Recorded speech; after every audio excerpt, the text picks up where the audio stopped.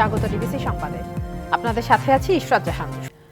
আওয়ামী লীগ থেকে কেউ যাতে বিএনপিতে অনুপ্রবেশ করতে না পারে সেই বিষয়ে নেতাকর্মীদের সতর্ক থাকার আহ্বান জানিয়েছেন বিএনপির ভারপ্রাপ্ত চেয়ারম্যান তারেক রহমান। বিকেলে রাজধানীর খিলক্ষেত থানা বিএনপির কর্মী সভা ও রাষ্ট্র মেরামত ৩১ দফা নিয়ে কর্মশালায় লন্ডন থেকে ভার্চুয়ালি যুক্ত হয়ে নেতাকর্মীদের হুঁশিয়ার করেন তিনি। দলের নেতাকর্মীদের উদ্দেশ্যে তিনি বলেন, বিএনপির লক্ষ্য উদ্দেশ্য হবে ৩১ দফা বাস্তবায়ন ও মানুষের আস্থা অর্জন করা। দলের ভাবমূর্তি নষ্ট হয় এমন কাজ করলে কঠোর ব্যবস্থা নেওয়ার হুঁশিয়ারি দেন তিনি। বলেন, মানুষের ঘরে ঘরে গিয়ে ৩১ দফা পৌঁছে দিতে হবে। আমাদের লক্ষ্য এবং উদ্দেশ্য হবে ৩১ দফাকে বাস্তবায়নের পাশাপাশি মানুষের সমর্থনে আমরা ৩১ দফাকে বাস্তবায়ন করতে পারলে আমাদের একই সাথে লক্ষ্য এবং উদ্দেশ্য হবে মানুষের আস্থা অর্জন, মানুষের বিশ্বাস অর্জন, মানুষের ভালোবাসা অর্জন। এর বাইরে যদি রাজনৈতিক কর্মী হিসাবে আমরা অন্য কোনো দিকে নজর দিই, বিশ্বাস করুন আজ না হলে কাল, কাল না হলে নিশ্চিত পরশু আপনি ছিটকে পড়ে যাবেন। ভারতীয় আগ্রাসনের প্রতিবাদে ঢাকায় দেশটির হাইকমিশনে স্মারকলিপি দিয়েছে বিএনপির ৩ সংগঠন। নয়াপল্টন থেকে শুরু হওয়া পদযাত্রাটির গন্তব্য ভারতীয় দূতাবাস অভিমুখী হলেও শেষ পর্যন্ত রামপুরায় পুলিশের ব্যারিকেডে আটকে যায়। কেন্দ্রীয় কার্যালয়ের সামনে সংক্ষিপ্ত সমাবেশে দলটির সিনিয়র যুগ্ম মহাসচিব রুহুল কবির রিজভীর অভিযোগ, বিশ্বের কাছে বাংলাদেশের ভাবমূর্তি নষ্টে ষড়যন্ত্র করছে দিল্লি। কয়েকদিন আগে ভারতের আগরতলায় বাংলাদেশ সহকারী হাইকমিশনে হামলা ও জাতীয় পতাকার অবমাননা, সাম্প্রদায়িক উস্কানির প্রতিবাদে বিএনপির এই পদযাত্রা ও স্মারকলিপি কর্মসূচি। রবিবার সকাল থেকেই নয়াপল্টনে বিএনপির কেন্দ্রীয় কার্যালয়ের সামনে জড়ো হয় যুবদল, স্বেচ্ছাসেবক দল ও ছাত্রদলের হাজারো নেতাকর্মী। গন্তব্য বারিধারার ভারতীয় হাইকমিশন। স্লোগানে স্লোগানে মুখরিত হয়ে ওঠে পুরো নয়াপল্টন এলাকা। প্ল্যাকার্ডে প্ল্যাকার্ডে প্রতিবাদের ভাষা। পরে বেলা 11:30টায় শুরু হয় পদযাত্রা। এ সময় বিএনপি নেতারা বলেন, দেশের স্বাধীনতা ও সার্বভৌমত্বের প্রশ্নে কোনো আপোষ নয়।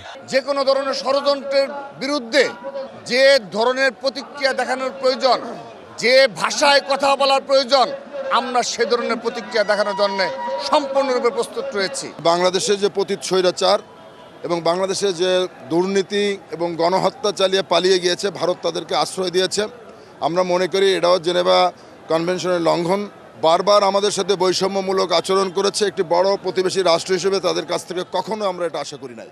আমরা ভারতকে বন্ধুত্ব সুলভ মনোভাব দেখানোর আহ্বান জানাই। কোনো প্রভুত্ব সুলভ মনোভাব আমরা গ্রহণ করবো না, বাংলাদেশের জনগণ গ্রহণ করবে। পদযাত্রা শুরুর আগে বিএনপি সিনিয়র যুগ্ম মহাসচিব রুহুল কবির রিজভী বলেন, কট্টর হিন্দুত্ববাদী ভারতীয় শাসকরা শেখ হাসিনাকে ফেরাতে একের পর এক ষড়যন্ত্র করেই যাচ্ছে। ভারতের শাসক শ্রেণী যা করছেন, এটা পৃথিবীর ইতিহাসে এবং রাষ্ট্রবিজ্ঞানের ভাষায় একবারে সরাসরি আগ্রাসন ছাড়া আর কিছু নয়। ওরা মুখে যাই বলুক, ধর্মনিরপেক্ষ বলুক আর সেকুলার বলুক, ওদের মনের ভিতরে হচ্ছে কট্টর হিন্দুত্ববাদী হিংসা ছাড়া ওদের মধ্যে কিছু নেই। এগোতে থাকে পদযাত্রা। পুলিশের ব্যারিকেডের মুখে থেমে যেতে হয় রামপুরায়। পরে যুবদল, ছাত্রদল ও স্বেচ্ছাসেবক দলের সভাপতি ও সাধারণ সম্পাদকের 6 সদস্যের প্রতিনিধি দল ভারতের হাইকমিশনের স্মারকলিপি দিয়ে কর্মসূচির সমাপ্তি ঘোষণা করেন। বাংলাদেশের স্বাধীনতা সার্বভৌমত্ব কারো দয়ার দান নয়। স্মারকলিপিতে ভারতীয় আগ্রাসন, মিডিয়ার উস্কানির পাশাপাশি বাংলাদেশ ইস্যুতে নানা বিষয় পরিহার করে বন্ধুসুলভ প্রতিবেশী হওয়ার আহ্বান জানানো হয় ভারতকে। সাব্বির রোজ, ডিবিসি নিউজ, ঢাকা। কূটনৈতিক সম্পর্কে দৃশ্যমান অবনতি এবং রাজনৈতিক উত্তেজনার মধ্যেই সোমবার ঢাকায় বসতে যাচ্ছেন বাংলাদেশ ও ভারতের পররাষ্ট্র সচিব। নিয়মিত অমীমাংসিত ইস্যু নয়, এবারের ফরেন অফিস কনসালটেশনে গুরুত্ব পেতে পারে রাজনৈতিক নানা ইস্যু। বিশ্লেষকরা বলছেন, কূটনৈতিকভাবে সমস্যা সমাধানের আর কোনো বিকল্প নেই। দুদেশের সচিবদের নেতৃত্বে নিয়মিত বৈঠকের ধারাবাহিকতায় এবার ফরেন অফিস কনসালটেশন হবে ঢাকায়। বাংলাদেশের পররাষ্ট্র সচিব মোহাম্মদ জসিমউদ্দিন এবং ভারতের পররাষ্ট্র সচিব বিক্রম মিস্ত্রি নিজ নিজ প্রতিনিধি দলের নেতৃত্ব দেবেন। বৈঠকটি এমন এক সময় হতে যাচ্ছে যখন বাংলাদেশে সনাতন ধর্মীয় এক নেতার গ্রেফতারে প্রতিক্রিয়া দেখিয়েছে ভারত, সাথে বাংলাদেশে সংখ্যালঘু সম্প্রদায়ের ওপর নিপীড়নের অভিযোগও তুলেছে দিল্লি। আবার আগরতলায় বাংলাদেশ মিশনে হামলার ঘটনা নিয়ে দুই দেশের সম্পর্কে টানাপোড়েনও চলছে। বিশ্লেষকরা বলছেন, এবারের বৈঠকে গুরুত্ব পেতে পারে রাজনীতি। এজেন্ডায় থাকতে পারে সাবেক প্রধানমন্ত্রী শেখ হাসিনা কি স্ট্যাটাসে ভারতে আছেন তা জানতে চাওয়া, থাকতে পারে দুদেশের মানুষের মধ্যে অবিশ্বাসের সম্পর্ক কি করে দূর করা যায় তা নিয়ে আলোচনা। এফসিও যেটা টাইম ছিল সেই টাইমলি হচ্ছে, মোটামুটি একটা এজেন্ডাতে নিশ্চয়ই আগে থেকেই তৈরি ছিল, সেই এজেন্ডা আলাপ হবে। তার মধ্যে একটা হতে পারে যে শেখ হাসিনার দিল্লিতে উনি কোন অবস্থানে আছেন, উনি কি অ্যাসাইলাম সিকার যদি হয়ে থাকেন তাহলে উনি কি অ্যাসাইলামের যেসব শর্তাবলী সাধারণত আন্তর্জাতিকভাবে গৃহীত সেগুলো কি উনি ফলো করছেন? দুই পররাষ্ট্র সচিবের ভিতরে যে একটা মিটিং হওয়ার কথা ঢাকাতেই, এটা আমাদের রুটিন রেগুলার বছর হয়ে আসছে।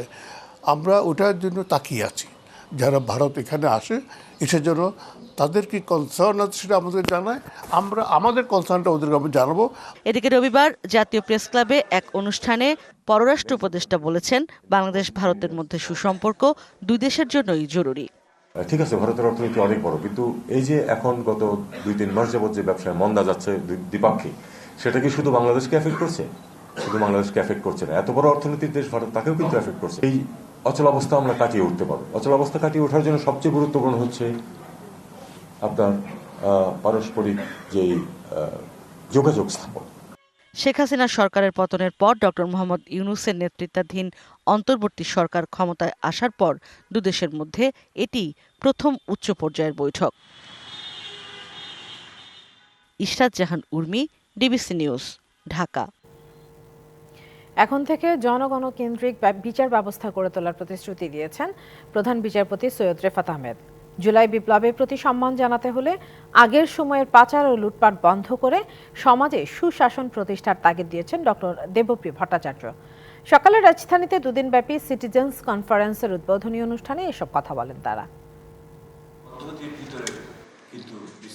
রাজধানীর শেরেবাংলা নগরের বিআইসিসিতে আয়োজিত সিটিজেন কনফারেন্সে দেশের বিভিন্ন এলাকা থেকে আসা নানা শ্রেণী পেশার মানুষ অংশ নেন। উদ্বোধনী অনুষ্ঠানে ডক্টর দেবপ্রিয় ভট্টাচার্য বলেন, সরকার পরিবর্তন হলেই শাসন ব্যবস্থার পরিবর্তন হয় না, এজন্য নাগরিকদের অংশগ্রহণ বাড়ানোর তাগিদ দেন তিনি। দাবি জানান আগের সরকারের লুটপাটের বিচারের। কিসের জন্য মানুষগুলো প্রাণ দিল? কিসের জন্য এই মানুষগুলো এত ত্যাগ স্বীকার করলো? কেন তাদের নিজস্ব সম্পদ দেশের থেকে লুণ্ঠন হলো, পাচার হলো? এর তো প্রতিকার দরকার। এ সময় বক্তারা বলেন, সরকারের প্রতি আস্থা ও বিশ্বাস না থাকলে সংস্কার ফলপ্রসূ হয় না। টেকসই সংস্কারের জন্য ধারাবাহিক সংলাপ ও তাতে পিছিয়ে পড়া জনগোষ্ঠীর অংশগ্রহণ নিশ্চিত করতে হবে। সরকারের প্রতি আস্থা ও বিশ্বাস না থাকলে সংস্কার ফলপ্রসূ হয় না। বাংলাদেশ একটি দারুণ সুযোগ পেয়েছে। নীতি সংস্কারের এই সুযোগকে ভালোভাবে কাজে লাগাতে হবে। গুণগত পরিবর্তনের জন্য মানসম্মত শিক্ষা নিশ্চিত করতে হবে। সেই সঙ্গে টেকসই সংস্কারের জন্য ধারাবাহিক সংলাপ জরুরি। সংলাপে পিছিয়ে পড়া জনগোষ্ঠীর অংশগ্রহণ নিশ্চিত করতে হবে। এ সময় প্রধান উপদেষ্টার এসডিজি বাস্তবায়নে মুখ্য সমন্বয়ক বলেন, বৈষম্য দূর করা রাষ্ট্রের দায়িত্ব।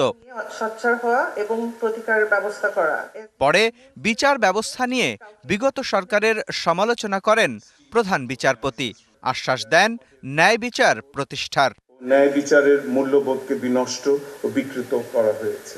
সততার বদলে সততা, বিচারের বদলে নিপীড়ন, আশ্রয়ের বদলে নির্যাতনকে স্বাভাবিক ব্যাপারে পরিণত করা হয়েছে। আজ থেকে প্রতিটি শ্রেয়, গণমুখী, জনগণ কেন্দ্রিক বিচার বিভাগকে আপনাদের পাশে পাবেন। ছাত্র জনতার আন্দোলনের মাধ্যমে পাওয়া সংস্কারের সুযোগের সদ্ব্যবহার করার প্রতিশ্রুতিও দেন প্রধান বিচারপতি। আমরা যেন এই সুযোগের পূর্ণ সদ্ব্যবহার করতে পারি। মুস্তফা মাহবুব, ডিবিসি নিউজ, ঢাকা। এবছর 1 জানুয়ারি বই উৎসব হচ্ছে না, তবে জানুয়ারির মধ্যে শিক্ষার্থীদের হাতে বই তুলে দেওয়া হবে। সকালে খুলনা বিভাগের বিভাগীয় পর্যায়ের কর্মকর্তাদের সঙ্গে মতবিনিময় শেষে সাংবাদিকদের এসব কথা বলেন প্রাথমিক ও গণশিক্ষা উপদেষ্টা ডাক্তার বিধান রঞ্জন রায় পোদ্দার। প্রতিটি শ্রেণীর বইয়ের কিছু অধ্যায় পরিমার্জন ও পরিবর্তন করার কারণে বই ছাপাতে দেরি হচ্ছে, সেজন্য শিক্ষার্থীদের হাতে বই তুলে দিতে কিছুটা দেরি হবে বলে জানান উপদেষ্টা। আগামী 5 বছরের মধ্যে পর্যায়ক্রমে সকল প্রাথমিক বিদ্যালয়ে মিড ডে মিল চালু হবে। এটি আগামী বছরই প্রকল্প আকারে চালু হচ্ছে। এ সময় প্রাথমিক বিদ্যালয়ের অবকাঠামো সহ বিভিন্ন জায়গায় গুণগত পরিবর্তনের কথা জানান উপদেষ্টা ডাক্তার বিধান রঞ্জন রায় পোদ্দার।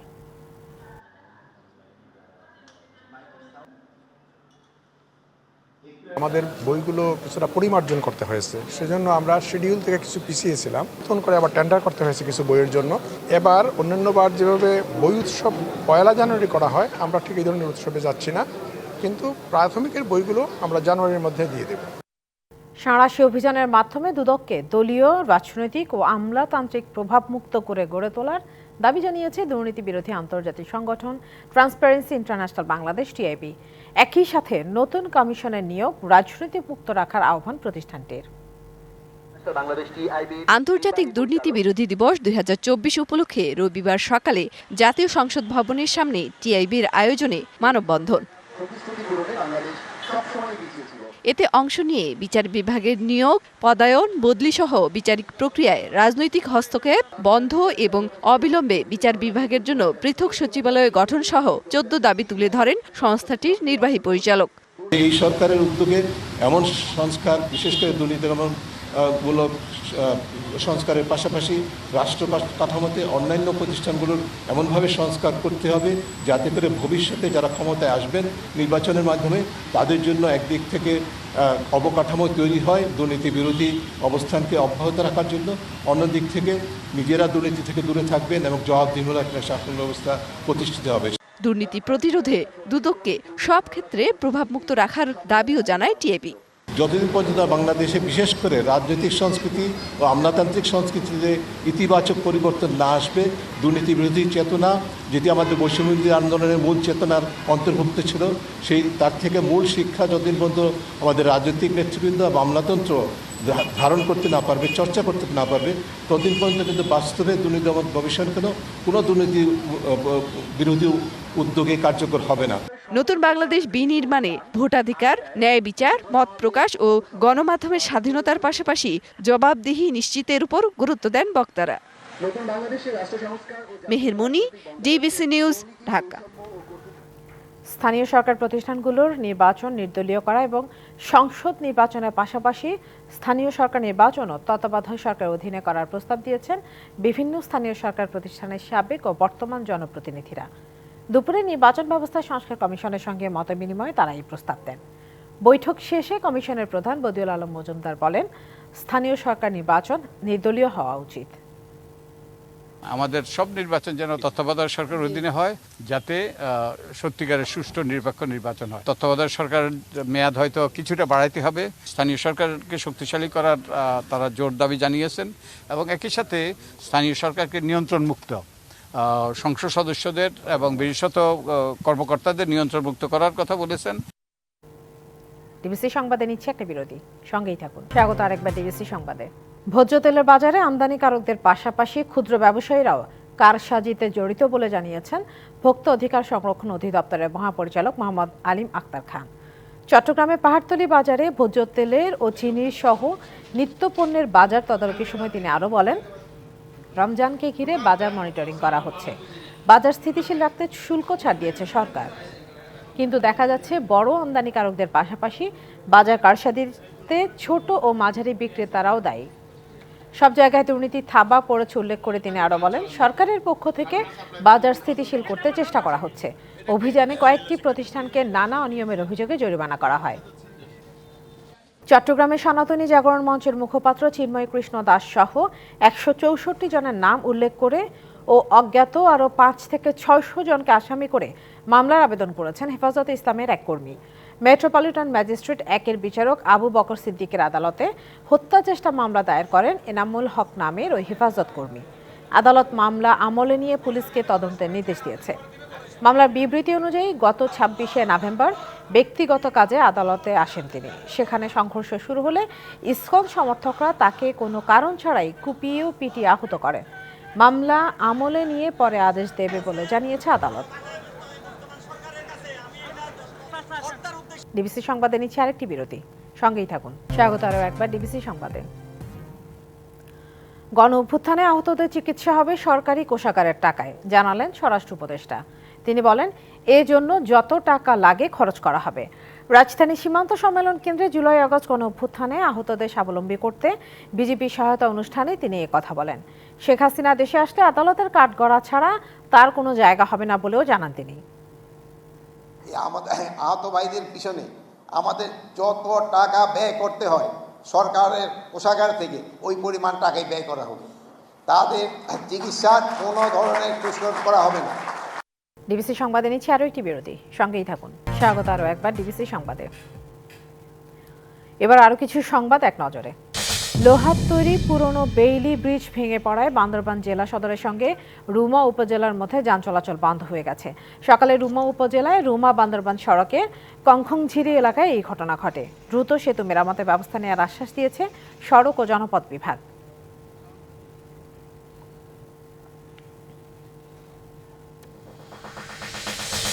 পোষ্য কোটার বিরুদ্ধে লাল কার্ড দেখিয়ে মানববন্ধন কর্মসূচি পালন করেছেন রাজশাহী বিশ্ববিদ্যালয়ের শিক্ষার্থীরা। আগামীকাল শিক্ষক কর্মকর্তারা উন্মুক্ত বিতর্কে পোষ্য কোটার পক্ষে যুক্তি দেখাতে পারলে কোটা মেনে নেবেন বলে জানান শিক্ষার্থীরা।